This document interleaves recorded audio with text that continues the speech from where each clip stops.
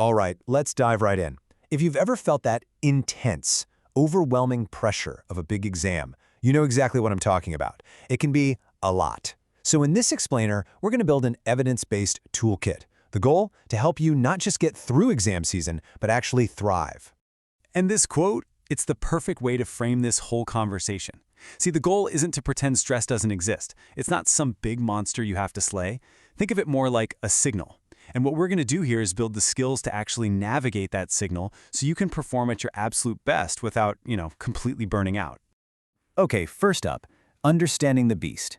If you're in a super demanding field, think med school, law school, engineering, you know this isn't just normal stress. It feels like a pressure cooker, right? It's relentless.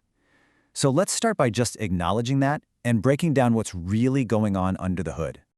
So, does any of this sound familiar? You've got this insane amount of information coming at you, and your brain just gets tired. That's cognitive fatigue. Of course, sleep is the first thing to go. Then that little voice starts creeping in, right? The one that says, you're not good enough. That's imposter syndrome. And because you're studying all the time, you can feel totally cut off from everyone. It's a perfect storm for sure. But here's the thing. You are not alone in this. It's a super common experience. So the big question is, how do we actually deal with this storm? Well, our first tool, our secret weapon, is mindfulness. And look, this isn't some vague, fluffy concept. We're talking about a scientifically proven strategy to build up your mental resilience and sharpen your focus exactly when it matters most. And don't just take my word for it. The proof is in the numbers. This number you see here, it comes from a study of over 350 med students. What it shows is that a mindfulness program led to a major drop in how much stress they felt. This isn't just a feeling. It's statistical proof. It's a powerful, measurable impact that shows, hey, this stuff really, really works. You know, the best part? It's actually super easy to bring into your life. We are not talking about needing hours and hours of meditation every day. Think small. Maybe 10 to 15 minutes with a guided meditation app, or just 5 minutes of mindful breathing before you even open a textbook. You can even do super quick resets during the exam. These little things can make an absolutely massive difference. All right, tool number 2. Let's talk about getting organized. A huge part of stress comes from that feeling of being completely overwhelmed and out of control, right? Well, that's where the POWER framework comes in.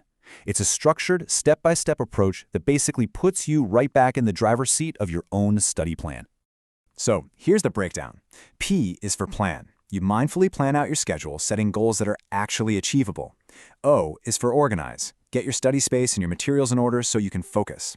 W is for work, but work smart. Use focused bursts like the Pomodoro technique.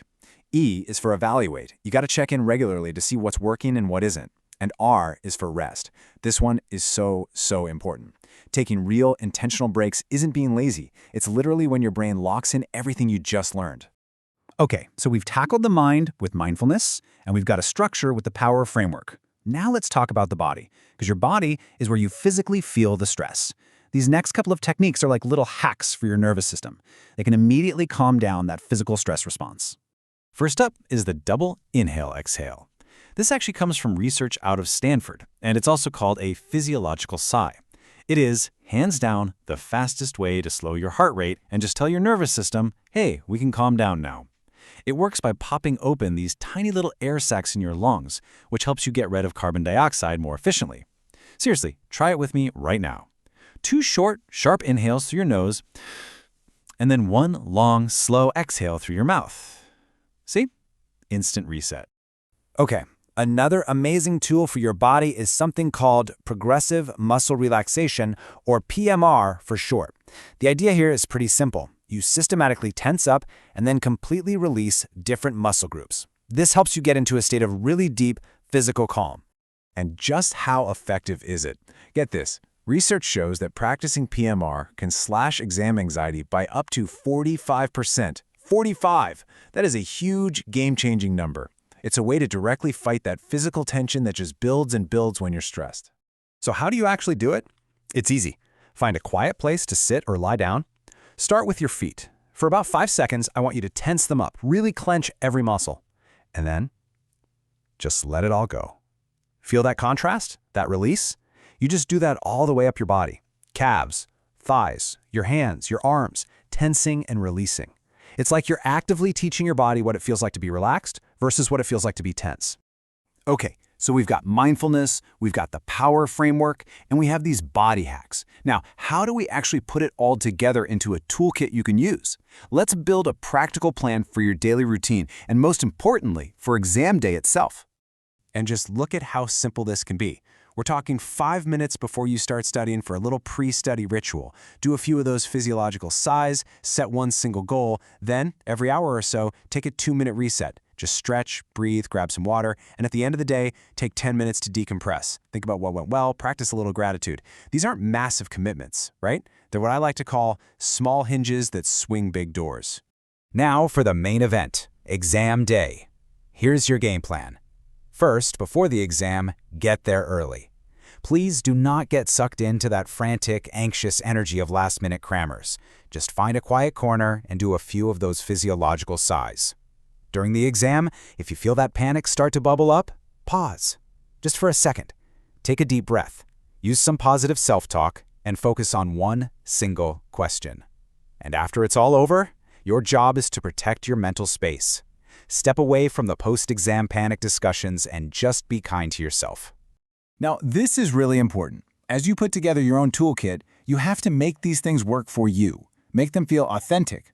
For a lot of people, that means connecting these techniques to cultural or religious practices they already have. For example, Islamic practices like dhikr, which is a form of remembrance, or even the physical movements of prayer. These are incredibly powerful forms of mindfulness and focused attention already. The whole point is to adapt these evidence-based strategies so they fit seamlessly into your life and your support system. So there you have it. That's our evidence-based toolkit.